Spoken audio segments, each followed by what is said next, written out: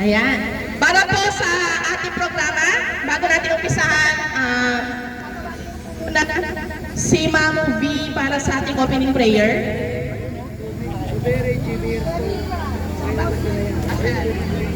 Para po sa Muslim prayer po natin, si Ma'am Sharifa. Ayan. And si Ma'am V para sa ating mga Christian couple. Ang hapon sa ating lahat. Itaas po natin ang ating mga kamay. Sa dibdib natin, naririnig.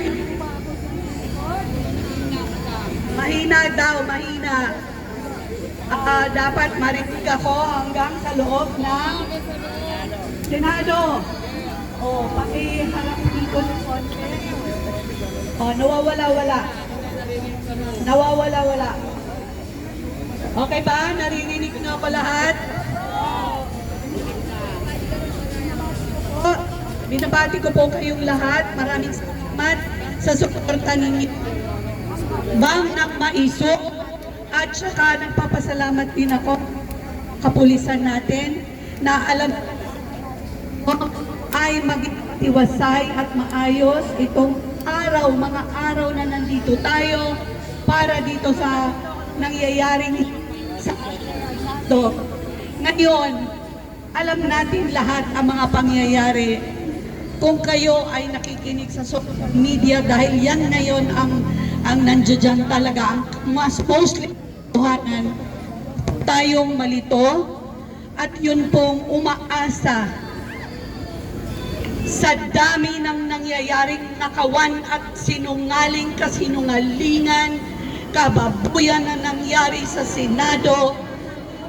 Minsan iisipin natin, tayo ba ay pinabayaan na ng Panginoon? Ang sagot ko po ay hindi. Buhay po ang Panginoon. At ngayon po ay bibigyan ko ng pag-asa ang taong bayan na ang Diyos is a God of order. Kung meron man tayong pinagdadaanan sa ngayon, ang sa akin palagay ko'y dapat nating pagdaanan so that pagdating ng panahon, tayo ay dapat matuto, huwag na tayong magpalinlang, kailangan mag-isip-isip ng maigi at mabuti. Mostly, magdasal po tayo. So to open this afternoon, natin General Bato at ang majority bloc, ito po ang pangako ng Diyos. Babasahin ko po yung word para po malinaw po sa ating lahat. Pagpasensyahan niyo po ako, English po yung word ng aking dasal. Tubig ko.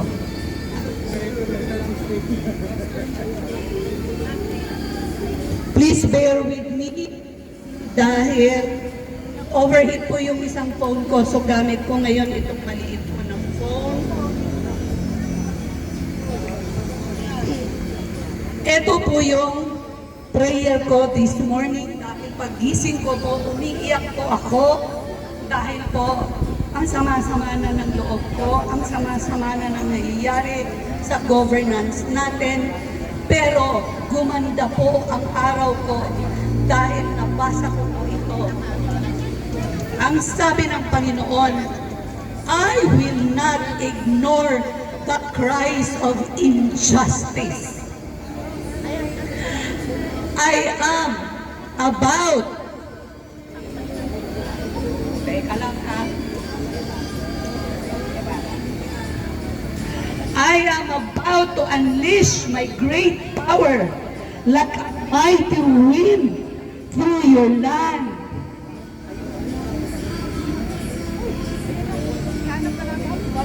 That is place of miraculous power will be seen all around you. Even now, winds are blowing down the structures and of men from trusting in my power. Gale force winds will blow, clearing out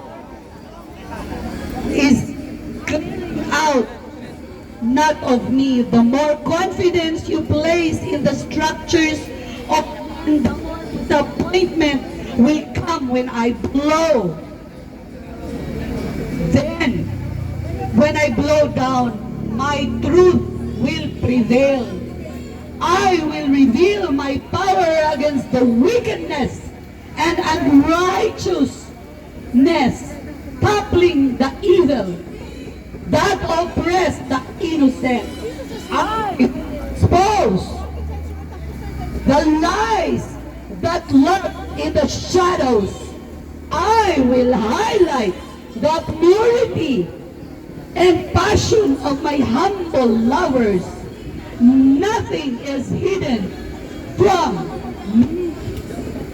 Every glory, every ploy of evil that has sought to lead people astray will fail. But those who lead with integrity will shine like the darkness. My life. Ito ang pangako ng Panginoon. And in closing, the rulers scheme and confer together against each other.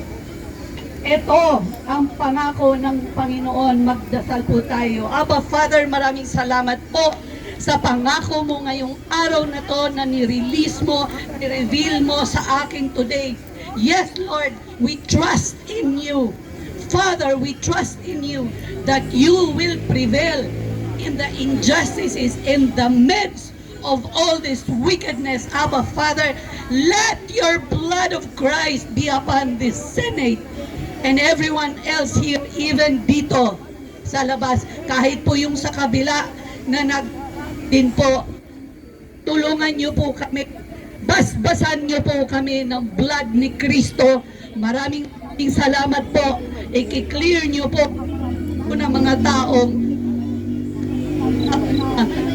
taong wala nang alam kung paano sila magstay in power na wala naman silang karapanan, yung mga magnanakaw. Lord, convict them, confuse the enemies, Father, in the name of Jesus.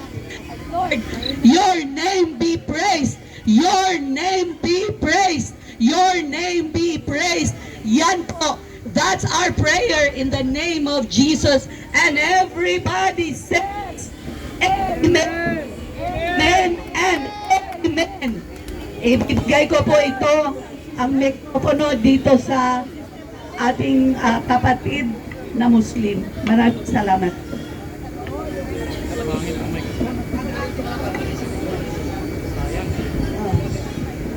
A'udzu billahi minasyaitonir rajim. Bismillahirrahmanirrahim. Mahal naming Senator Bato, Mindanaon ka po. And as per history, ang Mindanao is never been colonized. Pangatawanan mo yan. Huwag kang padadaig. At isa sa batas ng Islam, huwag mong isuko ang iyong pamilya. Kung anong meron ka, lumaban ka. Kasi mapupunta ka sa impyerno kung isusuko mo. Senator Bato Cayetano, congratulations, applaus ka for defending the House of Senate. Who are they, by the way? Tatay Digong, how many president? Ikaw lang ang pumirma sa BAM after 50 years. Kahit ikabatay ko ng aming lahi, susuportahan ka namin dahil ikaw lang ang may puso sa kamusliman. Kaya, mga kababayan ko, Bangsamoro, huwag tayong taksil. Ngayon, nag-aaway-away kayo sa BAM.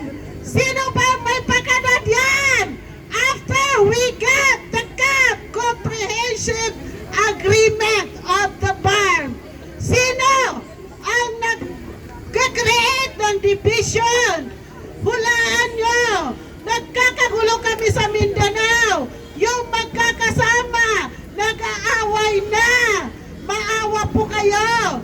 Nandyan po yan sa third party monitoring team after getting the cab. Sana po, yun ang mananaig. Ngayon po, nagrarally sila doon. Sana si Tatay Digong, sana wala yan. So, ang amin po ay ipagtanggol ang Pilipinas against corruption at pagkaguluhan. So, ito po, dahil po sa amin sa Islam, mangunguna ang lalaki, siya po ang magdadasal. Sir Omar.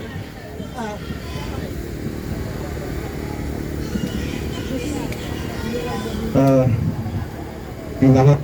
Hello. Hello. Hello. Assalamualaikum warahmatullahi wabarakatuh. Sa nakakinig sa akin. Hello. Hello. Hello. Opo, ako po yung kapatid niyo from in the province of Lanao del Sur. Ako po si Sultan Omar Sharif. I was the former Manila Golden Mosque and Cultural Center during the time of ang ating pinakamamahal na Pangulong Duterte. Opo. So, kami mga Muslim nandito po ngayon sa oras na ito sa para ipakita po natin ang pagmamahal natin sa bayan, para ipanalangin natin ang nandito po kami, kasama namin ang mga kapatid namin mga Muslim. Dumating na po ang aming isa sa kinikilalang leader namin, sa mahal namin leader sa barn. Dumating na po siya, si Sultan Idrissa Rimban, ang ating members of the parliament, Bangsamoro Transition. So, nais mo namin na ipanalangin ang ating bayan para sa pangyayari ngayon. Itong tawagin ay very suffering, difficult crisis in our country. So, sabayan niyo po ako manalangin para sa ating bayan. A'udhu billahi minash shaitani rajim. Bismillahirrahmanirrahim.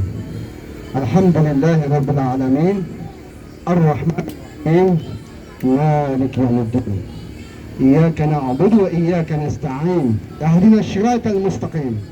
Shiratal ladzina an'amta 'alaihim ghairil maghdubi 'alaihim waladdallin. Amin.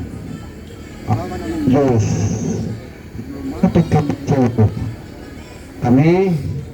Lumapit kami sa iyo ng may kababaang loob at pag-asa sa gitna ng korupsyon, kasinungalingan at pang-aabuso. Hinihiling namin sa iyo ang iyong liwanag at katotohanan. Bigyan mo ng tapang ang mga taong tapat na naglilingkod.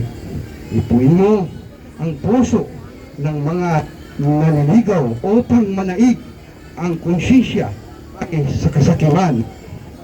Gabayan mo ang aming mga pinuno upang piliin nila ang siya kahit sa kasakiman. Gabayan mo ang aming mga pinuno upang piliin nila ang katarungan, malasakit at dangal. Turuan mo ang kaming mga mamamayan na huwag manahimik sa mali, kundi maging responsable, matuwid at mapagmahal sa bayan. Nawaway magsimula ang pagbabago sa kapili, gawain at pakitungo sa kapwa Pagpalain mo ang aming bansa ng pagpalain mo ang aming bansa ng pagkakaisa, katapatan at tunay ng kapayapaan. Namin inaalay ang aming pag-asa at laban para sa kabutihan ng aming bayan. Amen. Amen. Assalamualaikum warahmatullahi wabarakatuh.